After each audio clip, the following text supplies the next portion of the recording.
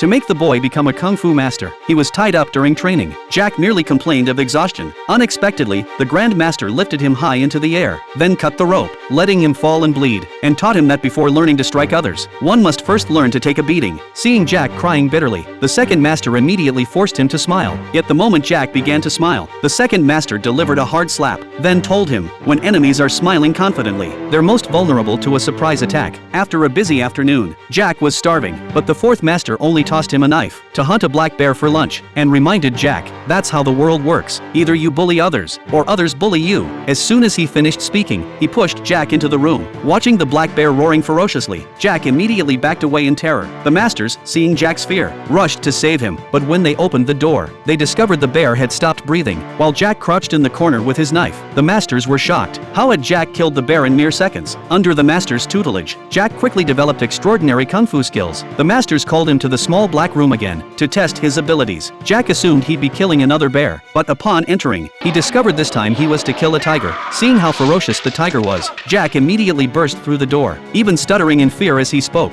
but the masters completely ignored him and pushed Jack back into the black room, locking the door behind him. Jack knew he was no match for the tiger, so he called out to the masters, "Many bars in this room are loose. I fear the tiger might escape and eat all of you." Sure enough, as soon as he said this, everyone instantly lost their composure. They hurriedly opened the door in panic and rushed in to check, not realizing they'd fallen for Jack's trap. After they all entered, Jack decisively locked them inside, then quickly escaped. The masters were terrified of the tiger. Fortunately, their kung fu was advanced, so they weren't mauled to death. The masters sought revenge against Jack, but he had already mastered all their special techniques and knew all their weaknesses. The slower masters were immediately defeated by Jack. Enraging the Grand Master, who drew his sword, Jack, seeing the dangerous situation, deliberately jumped onto the bed, kneeling down to pretend to beg for mercy. When the Grand Master attacked, the boy seized his opportunity, using a fishing net prepared in advance to ensnare the Grand Master. After successfully dealing with the Grand Master, he deliberately jumped onto a tarp, then flipped off it. When the third master jumped up as well, Jack quickly pulled up the tarp, trapping the third master tightly. The fourth master attempted a sneak attack, but accidentally struck the third master instead. Jack quickly jumped into a room and began circling with the fourth master, then deliberately pretended to be outmatched, carefully retreating to a corner, luring the fourth master toward him into his trap. After successfully trapping the fourth master in a wooden barrel, Jack hastily secured the lid,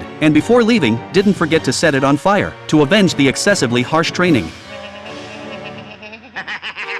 Having dealt with all his masters, Jack left the mountain to make his way in the world, to learn even more advanced kung fu.